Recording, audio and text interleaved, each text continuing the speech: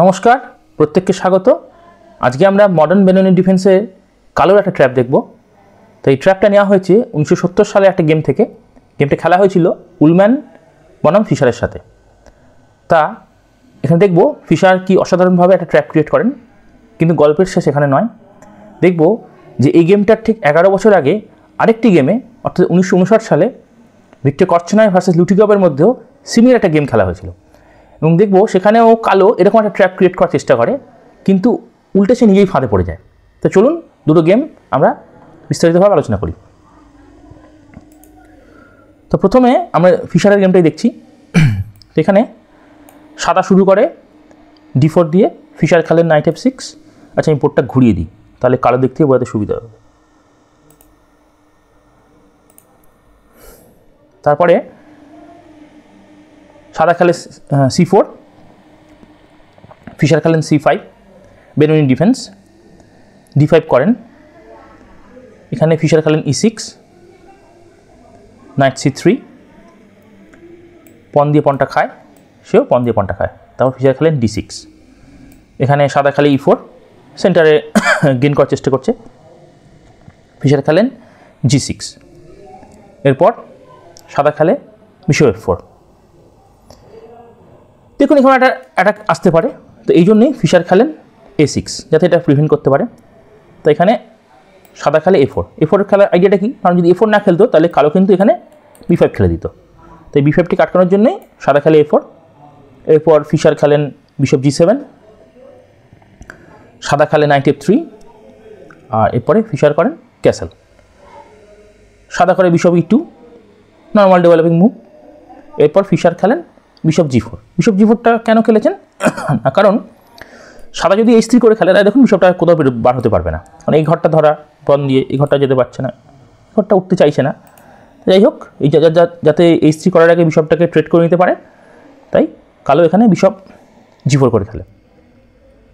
এখানে সাদা করে ক্যাসেল, ফিশার খেলেন রুক E8। আইডিয়াটা বুঝতেই পারছেন, এখানে একটা এই পনের উপর একটা প্রেশার ক্রিয়েট হয়েছে।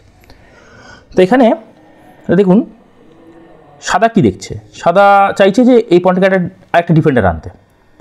তো এই জন্য সাদা খেলে H3, ভাবছে যে ও বিশপ দিয়ে খাবে, বিশপ দিয়ে খেলে তাহলে দুখানা জোর পড়ে যাবে। কিন্তু দেখবো এটাই একটা ট্র্যাপ।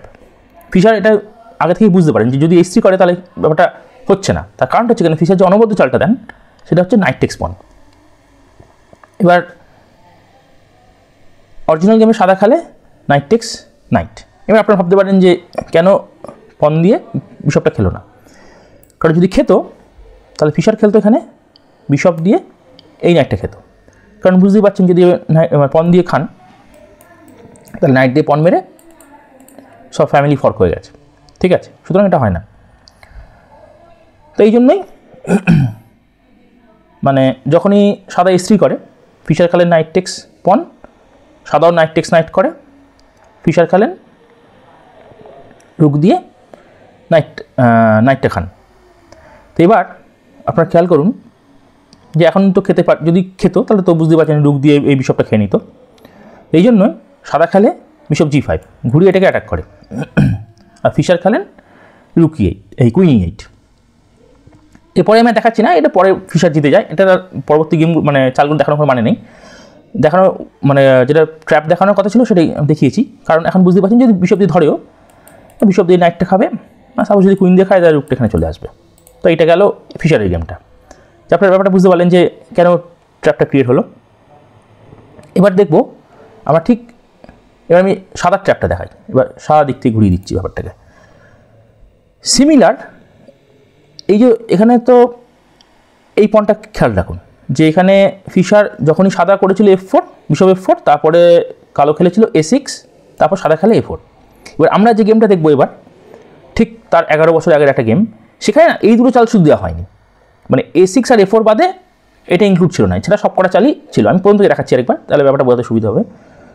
শুধু এটা মাথায় রাখুন।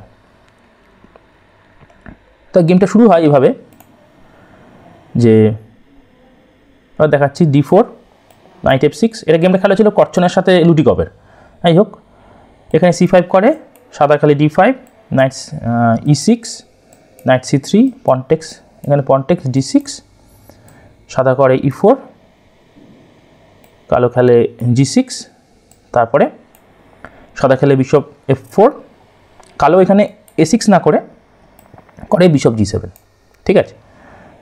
এবার নর্মাল ওইভাবেই খেলাটা চলে, night F3, castle, bishop E2, bishop G4, castle.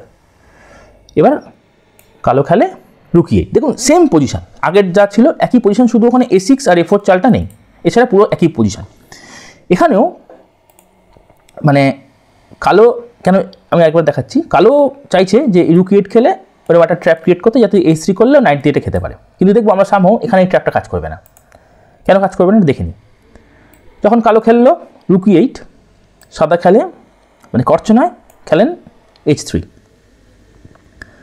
যে ভাবছেন যে ইচ্ছা করে যে দিলাম ও যদি নাইটটা খায়, এবার সেইভাবে মানে কালো সেই ট্র্যাপে পা দেয়। এবার